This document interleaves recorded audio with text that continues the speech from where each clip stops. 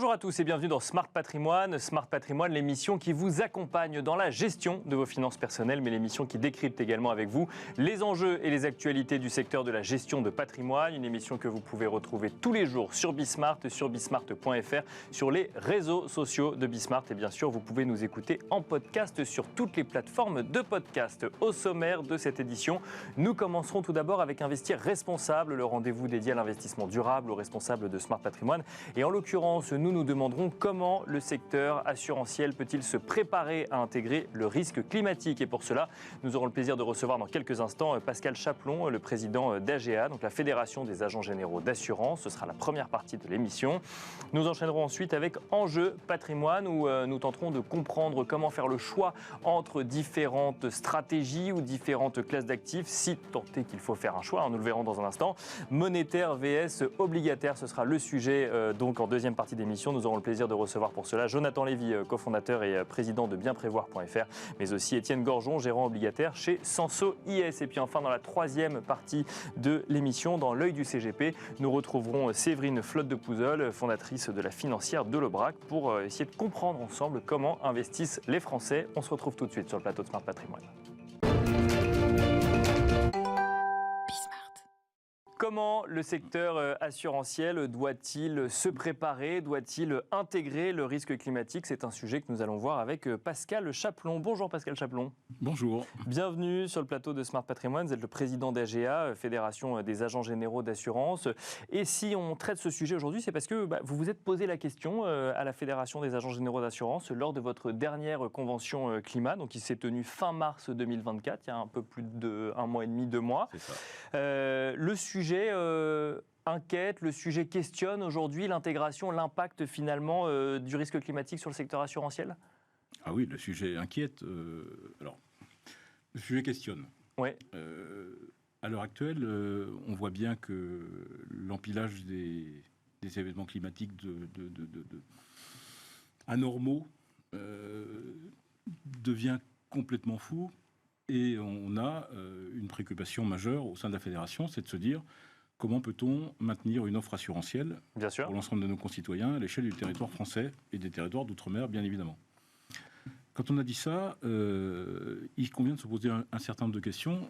La première question, comment aujourd'hui arriver à concilier l'ensemble des éléments liés aux acteurs privés, que sont les assureurs, les pouvoirs publics, à savoir les dispositifs réglementaires, que ce soit le fonds catastrophe naturelle, le fonds Barnier.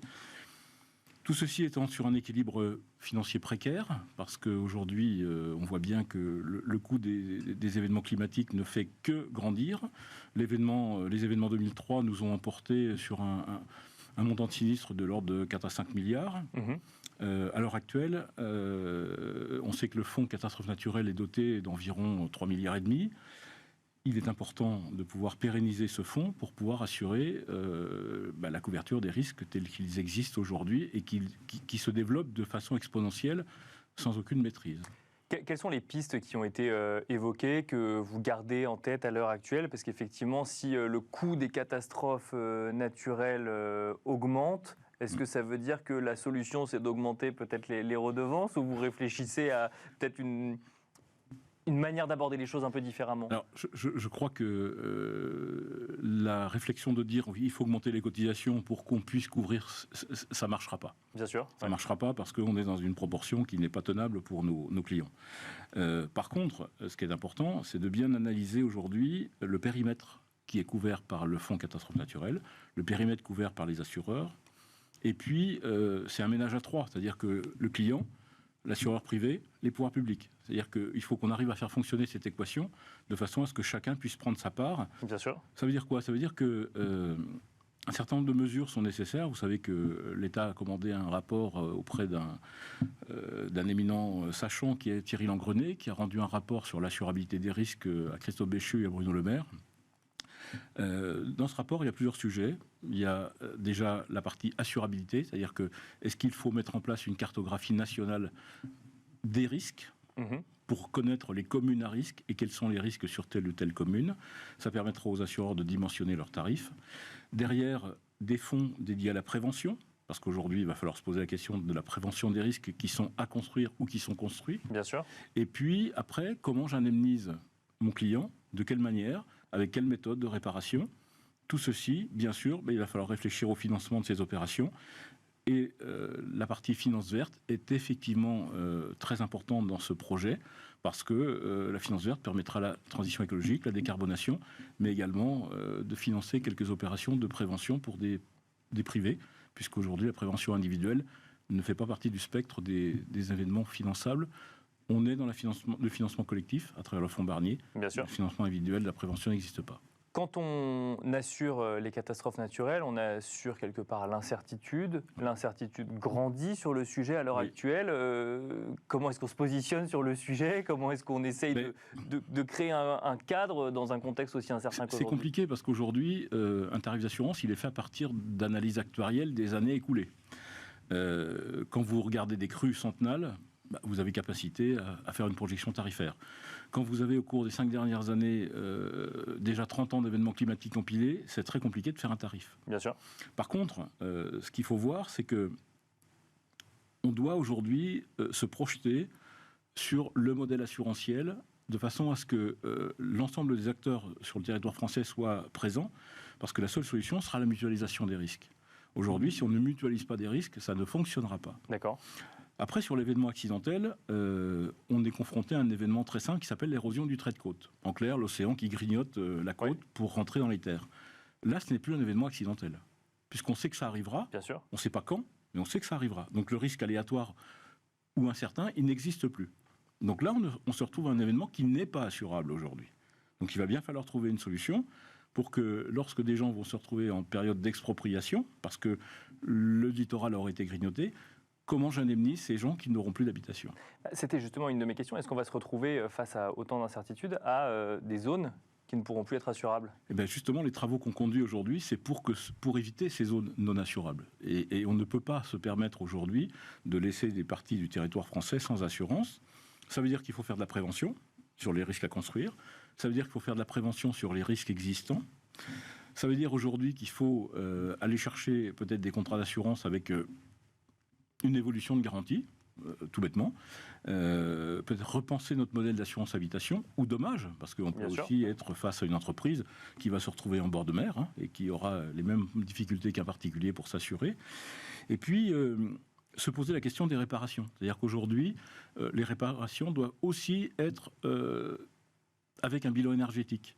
D'accord, oui, plus refaire effectivement comme c'était avant, mais intégrer les dernières normes énergétiques en matière d'habitation ou d'immobilier. Exactement, et être sûr que la réparation qu'on va produire soit durable dans le temps. Aujourd'hui, on a plutôt tendance à dire « je répare un sinistre sécheresse avec des micropieux ».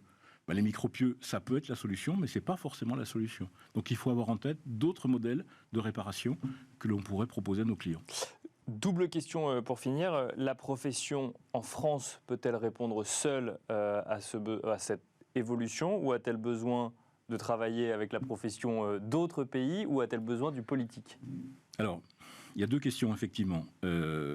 Sur le modèle français, la France est un des rares pays au monde à avoir le modèle d'indemnisation à travers le fonds catastrophe naturelle, qui n'existe pas dans d'autres pays européens. Donc ça, c'est déjà un point important. Mais ça veut dire quand même qu'on doit travailler conjointement avec les pouvoirs publics. L'assureur privé ne pourra pas porter seul l'indemnisation de ces dommages, si tant est soit qu'on soit face à des événements de type catastrophe. Par contre, la réflexion est ouverte aujourd'hui à l'échelle européenne pour imaginer un dispositif d'indemnisation à l'échelle de l'Europe, calculé sur le modèle français. Aujourd'hui, quand les Allemands ont eu à subir dans le nord de l'Allemagne les gros glissements de terrain, il n'y avait pas d'indemnisation pour les clients. Ça a été un moment, à un donné, une participation d'un lender qui a débloqué des fonds d'urgence. Donc le modèle, on voit bien qu'aujourd'hui, le modèle français, on peut le pérenniser, on pourrait l'étendre à l'échelle européenne. Encore faut-il qu'on soit capable de mettre en harmonie les contrats d'assurance sur lesquels les cotisations sont basées. Et ça passe par le politique, du coup, d'harmoniser. Ça passe effectivement par la volonté politique de le faire. Merci beaucoup Pascal Chaplon de nous avoir accompagnés dans Smart Patrimoine. Je rappelle que vous êtes président d'AGA, donc la Fédération des agents généraux d'assurance. Merci beaucoup. Merci. Et quant à nous, on se retrouve dans Enjeu Patrimoine.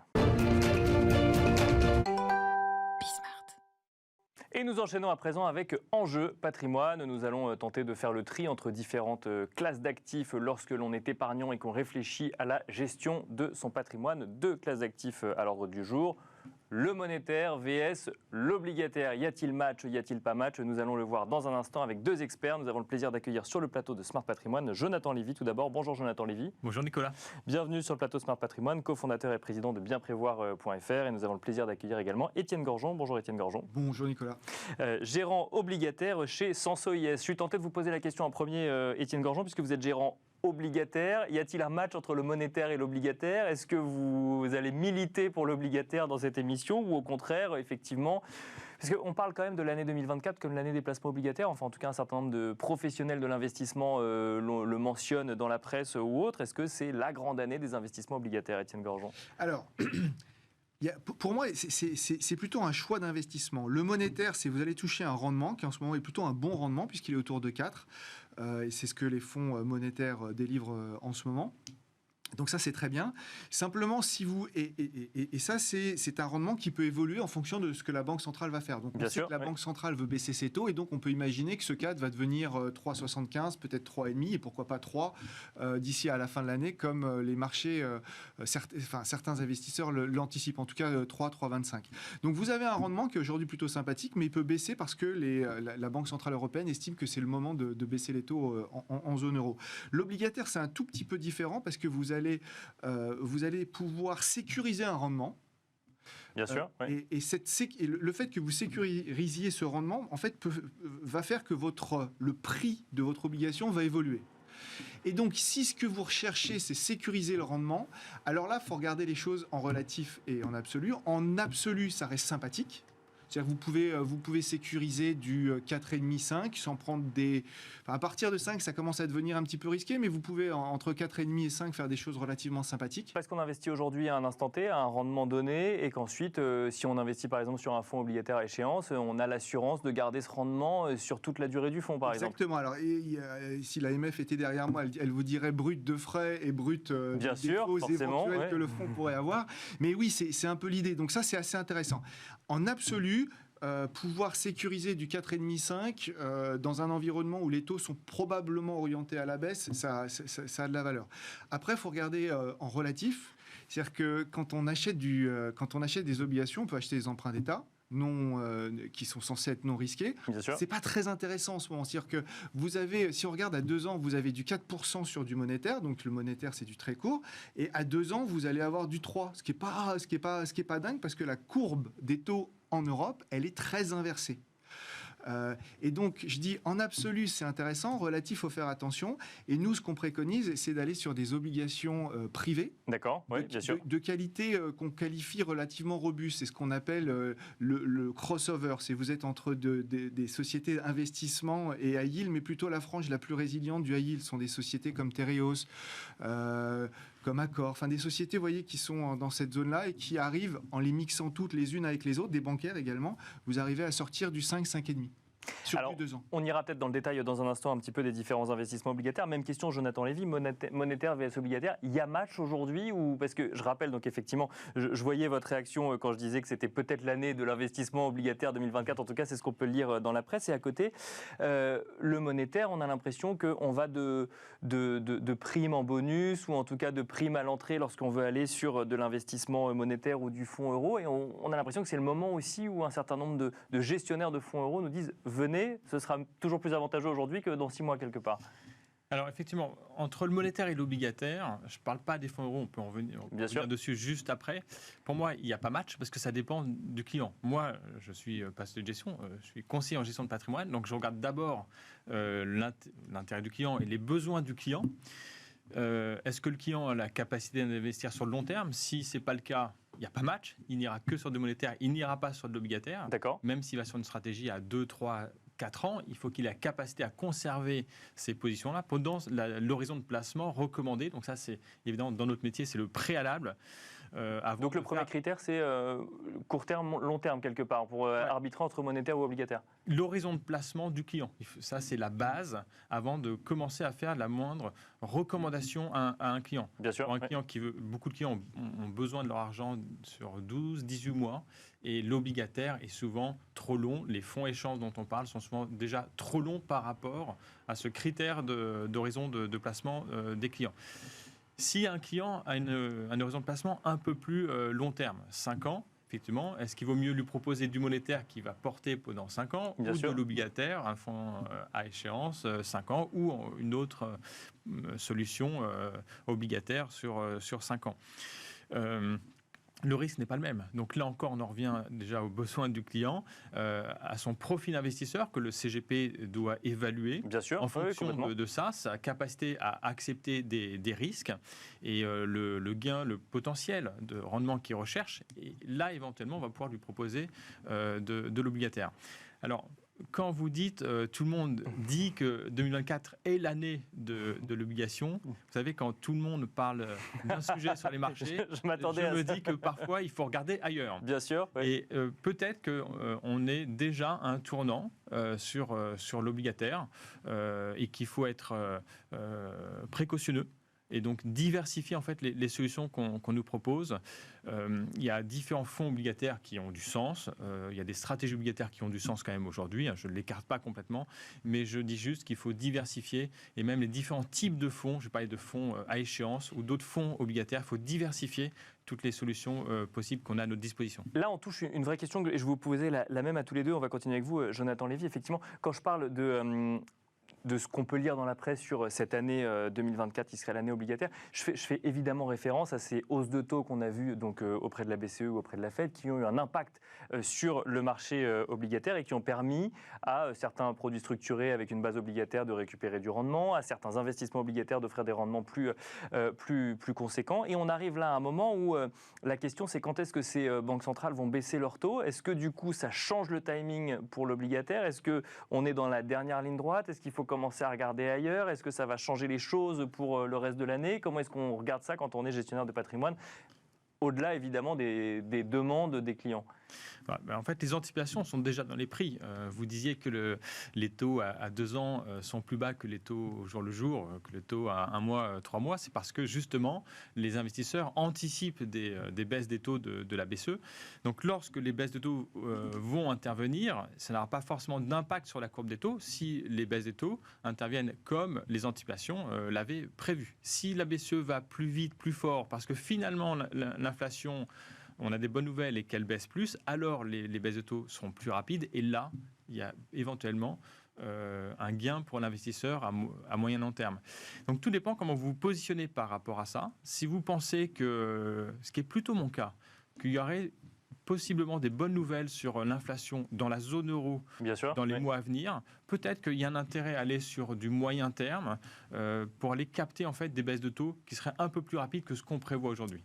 Étienne Gorgeon, le timing de cette mi-année 2024, ces questionnements de quand est-ce qu'on aura réellement cette annonce de baisse de taux de la BCE ou de la Fed, ça peut changer complètement la manière d'aborder ces investissements? Ça peut changer pas mal. Pour revenir sur votre question sur le match de l'année 2024, moi je dirais que l'année 2023, c'était l'année des obligations d'entreprise, donc privées. D'accord. Ce qui pourrait se passer pour l'année 2024, et notamment avec ces baisses de taux anticipées, et peut-être pas autant anticipé que ça.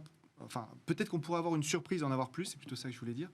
Ça peut être l'année de l'obligataire d'emprunt d'État. D'accord. Ouais. C'est peut-être le moment où il faut acheter des emprunts d'État américains, des emprunts d'État français ou en zone euro de manière plus large. Ce qu'on sait, et ça a été assez bien publicisé par la Banque Centrale Européenne, c'est que la première hausse de taux, c'est pour juin. Le marché anticipe 3 baisses de taux.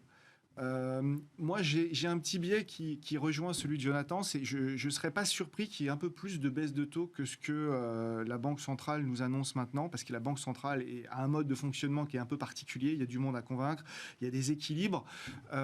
Moi, ce que j'observe, pour résumer peut-être cette vue en une phrase, c'est que sur les 10 dernières années, on a 10 points de croissance de moins que les États-Unis. et que c'est dû à différents facteurs, dont une restriction monétaire beaucoup plus forte que ce qui s'est passé aux États-Unis.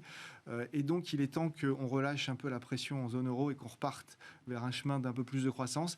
Et relâcher la pression, c'est probablement vers plus de baisse de taux. Donc, si je devais me positionner, je pense que l'année 2023, c'était vraiment l'année du crédit, l'année des emprunts privés. Peut-être que l'année 2024, probablement plus pour la deuxième moitié de l'année, sera l'année des emprunts d'État. Donc le fonds euro a encore de beaux jours devant lui, si je comprends bien. Alors le fonds en euros, sauf que vous ne faites pas obligatoirement... Oui, c'est un véhicule qui a du sens, mais ce n'est pas obligatoirement un véhicule le plus idoine si vous cherchez à faire à la fois... C'est un véhicule idoine pour faire du portage. Oui. Quelque part, le fonds en euros, c'est un peu un fonds monétaire qui a une durée d'investissement plus longue. L'avantage d'investir sur des fonds obligataires plus traditionnels, quand vous faites confiance aux gérants ou que vous adhérez à ces vues, en fait, c'est que vous pouvez faire du gain en capital. Oui, bien sûr. C'est pas que le portage que le fonds euro peut vous offrir, vous pouvez avoir le portage plus du gain en capital. Si j'ai raison sur le fait qu'il y a peut-être un peu plus de baisse de taux à attendre, alors le gain en capital sera assez sympathique à les capter. Et ça, en zone euro, forcément. En zone euro, et ça sera plus au travers de fonds que du fonds en euro. Même si le fonds en euro, son portage est très bien. Jonathan Lévy, ce fonds en euros, on en avait parlé tout à l'heure, effectivement dans le monétaire, on voit aussi les stratégies commerciales, parfois des assureurs qui remettent le sujet sur le devant de la scène. Alors on en a déjà parlé en janvier, en février, on est en mai, le sujet est toujours là, globalement, de cette volonté de collecter des assureurs. Est-ce que ça fait rentrer un argument de plus dans le match qu'on a essayé de créer aujourd'hui ? Oui, les assureurs ont intérêt effectivement à collecter pour aller placer de l'argent, acheter des obligations sur les taux qu'on connaît actuellement. Ils achètent plutôt des obligations souveraines ou des corporates, mais avec une bonne notation. Ils ne peuvent pas se permettre de prendre trop de risques par rapport aux besoins de fonds propres que ça nécessite. Oui. Et là, vous l'avez évoqué, l'investment grade est intéressant aujourd'hui. Les bonnes notations apportent un petit plus de rendement avec un risque tout à fait mesuré. Le fonds en euros, effectivement, profite des conditions actuelles et avec les taux, les mouvements de taux qu'on a eu encore ces dernières semaines, ça reste intéressant pour les fonds euros d'aller chercher la collecte. C'est pour ça qu'il y a encore des assureurs qui proposent des bonus. Si vous mettez de l'argent, si vous versez sur votre contrat d'assurance vie. Pour qu'eux-mêmes puissent aller faire de l'obligataire, en fait. Exactement. Ouais, c'est ça. Pour reluer leur portefeuille, comme on dit, ils achètent des taux qui sont supérieurs à la moyenne de leur obligation en portefeuille et c'est favorable pour tout le monde. Mais ça a une fin, effectivement. Si les taux finissent par baisser, ils ont intérêt à arrêter cette stratégie-là parce qu'à un moment donné, ils risquent de diluer le portefeuille et ça sera défavorable.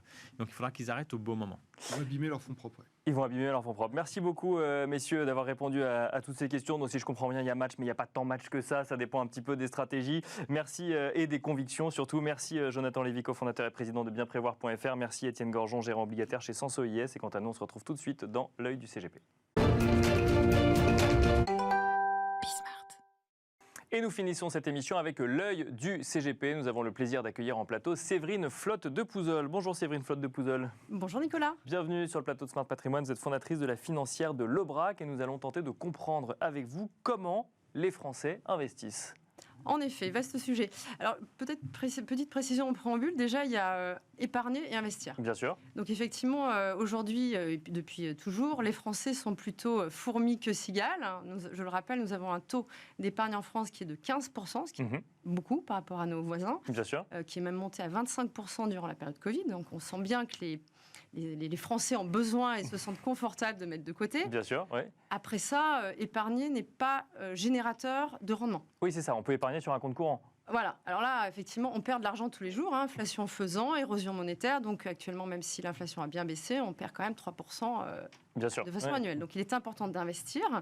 Mais souvent, on se rend compte, en tant que CGP, en tout cas dans nos cabinets, que les Français sont un petit peu perdus, manquent peut-être de connaissances, de culture générale sur le sujet. Et notre valeur ajoutée, que l'on soit en banquier ou indépendant comme je le suis, c'est de les guider. Les guider dans ses investissements et de choisir au mieux, en fonction de son âge, de son horizon de placement, de sa situation patrimoniale, vers quelle classe d'actifs, vers quelle typologie de placement il est intéressant de se diriger pour faire fructifier au mieux effectivement cette épargne. Justement, il y a un certain nombre de Français qui ont pour premier réflexe d'aller vers l'immobilier, mais on a vu que les certitudes avaient été un petit peu ébranlées ces derniers mois par rapport à ce qu'on a pu connaître ces dernières années. En tant que conseillère en gestion de patrimoine, qu'est-ce que vous constatez en matière de placement ou d'investissement les plus répandus ou les plus à l'ordre du jour aujourd'hui? Alors, effectivement, l'immobilier reste la classe d'actifs préférée des Français. Je crois qu'on a besoin de concret. Néanmoins, la conjoncture qui n'échappe à personne, avec la hausse des taux naturellement, font que aujourd'hui l'immobilier est un petit peu plus en souffrance et les épargnants, et c'est justement ça attise leur curiosité, ce qui est intéressant pour nous, pour se tourner vers d'autres classes d'actifs. L'assurance vie reste le placement préféré des Français, puisqu'on est aujourd'hui à 2000 milliards quand même. Oui, bien sûr. Je dis aux jeunes ou moins jeunes qui viennent dans le cabinet, équipez-vous, si je puis dire, d'un contrat d'assurance vie, parce qu'aujourd'hui, on peut mettre absolument presque toutes les classes d'actifs dans un contrat d'assurance vie. On était du monosupport dans les années 70 avec le fonds euro et la dette d'État, donc c'était formidable, ça sert toujours notre déficit public. Néanmoins, aujourd'hui, on peut mettre des actions, des obligations, des ETF. Du private equity. Bien évidemment, du private equity. Je pense aussi qu'il est important de dire que Internet faisant aussi, les gens sont quand même de plus en plus renseignés et aiment à se tourner au moins à titre de diversification vers d'autres typologies d'actifs. Bien sûr. On reste toujours sur actions, obligations. Vous venez de le dire tout à l'heure, effectivement, de façon conjoncturelle, compte tenu de la hausse des taux, on capte des coupons de l'ordre de 5% avec un degré de risque tout à fait limité, enfin plus limité des actions en tout cas. Donc ça, c'est intéressant. Néanmoins, on voit de plus en plus de personnes qui viennent et qui sont à la recherche de choses un petit peu exotiques, on pourrait dire alternatives. Bien sûr, oui, complètement. Toujours dans cette recherche de concret, quelque part. Ah oui, alors voilà. Là, on a vraiment... Alors, toujours pareil, crise sanitaire ou pas, on s'est posé beaucoup de questions. Surtout, on sent que les Français, c'est une excellente chose, cherchent à soutenir l'économie française. Donc, on est très cocorico, et de plus en plus. Et on en a besoin. Donc, notre tissu économique en a besoin. Donc là, c'est vraiment, je rebondis, Nicolas, sur le private equity. Bien sûr. Donc, investir en direct dans des entreprises. Voilà, donc... plus ou moins avec des effets de blocage sur un certain nombre d'années hautes, mais en tout cas, c'est fléché. Ce sont des investissements fléchés. Donc, le Français a besoin de repères. Donc, ça, on a le private equity. Nous avons également tout ce qui concerne les choses encore plus tangibles que sont la forêt. Bien sûr, oui. Le viticole. Là, on est dans l'alternative, quelque part. Oui, on est dans l'alternative. Oui. On a l'art. Alors, on appelle ça aussi la love money. Voilà. On se fait plaisir en même temps que l'on investit. D'accord. Avec des degrés de risque plus ou moins importants, mais peu importe, on reste dans la diversification. Donc, on a cette classe d'actifs un petit peu différente qui s'est financiarisée. Mais aujourd'hui, l'art se financiarise, alors qu'il y a encore 4-5 ans, on ne pouvait pas investir dans l'art, hormis d'aller peut-être à Drouot, investir en direct. On a des choses comme ça. Et puis, je sais que vous avez fait une émission là-dessus également, sur les crypto-monnaies. Oui, complètement. Donc, ça touche les jeunes et les moins jeunes. Et ça revient régulièrement, cette demande en diversification, alternative. Oui, de plus en plus. De plus en plus, parce que c'est tentant, quand on voit effectivement la hausse du Bitcoin, notamment, qui est devenue une monnaie de référence. Puis maintenant, c'est vrai qu'on peut payer de plus en plus en crypto-monnaie. Donc, ça devient intéressant. Mais ça reste spéculatif. Donc... en tout cas, c'est un amusement, je crois, pour certains, d'aller comme ça chercher, essayer de renforcer ses connaissances. Il y a de nombreuses conférences et des tutos, etc., qui existent sur la crypto-monnaie. Mais il est vrai que là, on n'est plus dans une gestion bon père de famille. Donc moi, je sais que j'ai des confrères qui en ont fait une spécialité. C'est pas mon cas. Mais on l'intègre dans les demandes un peu d'investissement alternatif. Voilà, exactement. Des épargnants. Merci beaucoup, Séverine Flotte de Pouzol, de nous avoir accompagnés dans l'œil du CGP. Je rappelle que vous êtes fondatrice de la financière de l'Aubrac. Merci beaucoup. Merci à vous. À bientôt. Et quant à nous, on se retrouve très vite sur Bismart.